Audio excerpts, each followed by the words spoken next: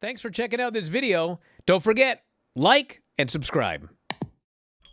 We had Samoa Joe, Hook, Lashley, and Ricochet four-way for a shot at Hangman at the pay-per-view. And this match was up and down. I mean, this match was great. Ricochet was out of this world. Ricochet did a lot of cool stuff, but man, there was a spot early. Ricochet was fantastic here. Joe was great. Joe was great in this match. You know what? It was even Lashley. I thought it was probably about as good as a match that Lashley's had since he's been in. I mean, for a relatively short match, they packed a lot into it. But Ricochet was just going crazy in this match. They were doing some spots early, and Lashley and Hook double team Ricochet, and then Hook tries a pin and Lashley breaks it up, so Hook gets into his face, and Lashley says, "Don't try it." And so Hook fires up, and man, he starts running wild on Lashley. He's just going wild. And Lashley goes to backdrop him over the top, but Hook kind of helicopters over in this weird way. And Lashley grabs this guy on the apron, and at the top of his lungs, he screams, "Calm down!" And then he goes running, and he bonks his dude and knocks him off the apron. And he rolls out of the ring, and he looks at the camera, and he calmly says, "Sorry, Taz." Then he goes back to beating on Hook again. I was like, wow, that was a moment right there. So they go back and forth, and Hook makes a big comeback there at the end, and Ricochet wipes him out and hits a big dive on Lashley, and space flying tiger drop and a shooting star on Hook. Hook kicks out of that. And then Lashley ends up having to spear Joe as he has Hook up for the muscle buster. But it took so long for Lashley to get in position that poor Joe had to just stand there with this guy on his shoulders for an eternity waiting for this spear. He finally takes it. Ricochet breaks it up with a 450.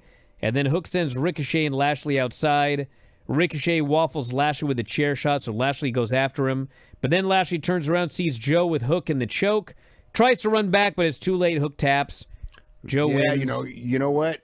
That was a bad one, too, because Lashley had to stop because he was going to get there. He was running too fast, yes. Yeah, he was too close. I mean, he had to actually stop instead, because the idea was he was going to run to make the save, but there'd be the bell would ring first, and it was like he ran too quick, and he had to stop because that was the finish.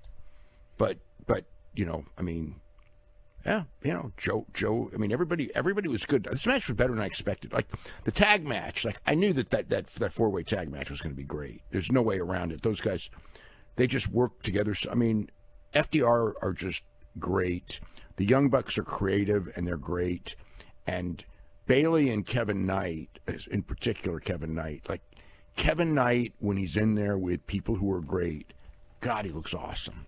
And Jungle Boy gets to be creative again as a babyface. He's really better in a lot of ways. And frickin' Luchasaurus does all those cool moves for a big guy. So that one, was going to be great. But this one, I expected it would be good. And it was, the match was actually exactly what it was supposed to be. You had Lashley doing, some power stuff.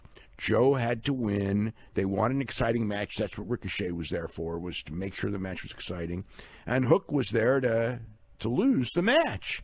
So it was exactly how they envisioned it, and probably a better version than as good or a better version than you would expect, because it was, it was they overachieved, I think, in that one.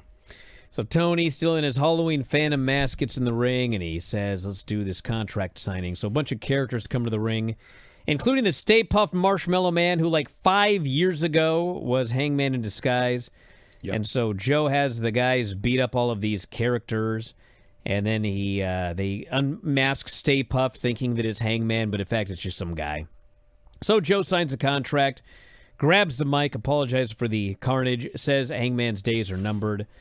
And then Tony says it's official, Joe versus Hangman. And he said, Joe, celebration's in order. Let's do a toast. And so there's all this liquor in the corner, and Tony gets in the ring, and he starts reading a toast. And the toast is just doing nothing but putting over Hangman Page. And Joe's confused. But then they zoom in, and the man in the Halloween Phantom mask is not Tony Schiavone. It is Hangman Page.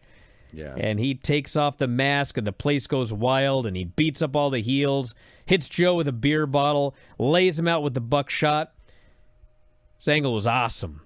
It was great. Everybody, I know people will get mad, but I don't think it was as good as when Eric Bischoff was the officiant in that wedding.